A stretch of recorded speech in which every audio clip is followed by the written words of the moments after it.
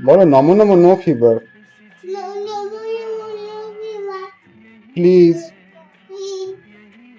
গত 2 সপ্তাহ ধরে আমি তেমন কোনো ভিডিও পোস্ট করতে পারিনি, কারণ আমার বাড়ির সিচুয়েশানটাই এমন ছিল যেন মাথার উপর দিয়ে ঝড় বয়ে গেল।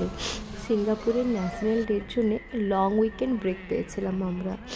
তো ভেবেছিলাম রাজের নো অফিস আর মিশুকেরও নো স্কুল, তো বেশ ভালো করে প্ল্যান করে আমরা ঘুরে টুরে আসবো। কিন্তু সেই প্ল্যান করতে না করতেই দেখলাম মিশুক হঠাৎ জ্বরে পড়লো। মিশুক, রাজ আর আলাপ মানে আমার ছোটো ছেলে, তিনজনেরই জ্বর হয়ে গেছে।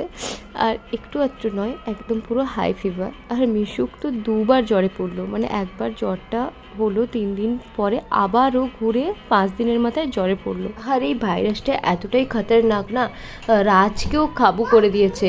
রাজ 2টো বেডশিট গায়ে দিয়ে আছে, এমনকি ও যে বাথরুমে যাবে সেটাও ওর যেতে ভয় লাগছে, ওর মাথা ঘুরোচ্ছে। জ্বর 104 উঠে যাচ্ছে, আর প্যারাসিটামলে যেন কাজ করছে না।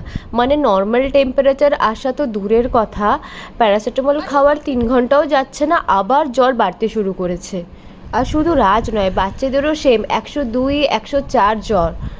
আর মিশুকের তো প্যারাসিটামল তো দূরের কথা, হাই ডোজের যে জ্বর কমানোর ওষুধ সেটাও কাজ করছে না। সেটা দিলে অ্যাটলিস্ট 8 ঘন্টা জ্বর আসে না, মিশুকের জ্বর কমেই নি, সেটা দেওয়ার 3 ঘন্টা পরে আবার ওকে প্যারাসিটামল দিতে হচ্ছিল।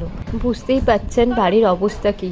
আমি যে কাকে ছেড়ে কার মাথায় জলপট্টি দেবো সেটাই বুঝতে পারছিলাম না। এখন ওরা একটু আগের থেকে বেটার আছে, মানে ওই সর্দি কাশি এখনও লেগে আছে, কিন্তু আবার আমাকে ধরেছে। এই ভাইরাসটা মনে হয় আমাদের ফ্যামিলিকে খুব ভালোবেসে ফেলেছে, ছেড়ে যেতেই চাইছে না।